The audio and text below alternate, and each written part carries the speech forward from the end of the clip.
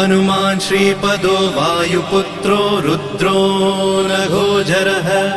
अमृत्यवीरवीरश्च ग्रामवासो जनाश्रयः धनदो निर्गुणः शूरो वीरो निधिपतिर्मुनिः पिङ्गाक्षो वरदो वाग्मी सीताशोकविनाशकः शिवः शर्वपरो व्यक्तो व्यक्ताव्यक्तो धराधरः पिङ्गकेशः पिङ्गरोमा श्रुतिगम्यः सनातनः अनादिर्भगवान् देवो विश्वहेतुर्जनाश्रयः आरोग्यकर्ता विश्वेशो विश्वनाथो हरीश्वरः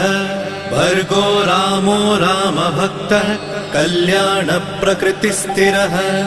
विश्वम्भरो विश्वमूर्तिर्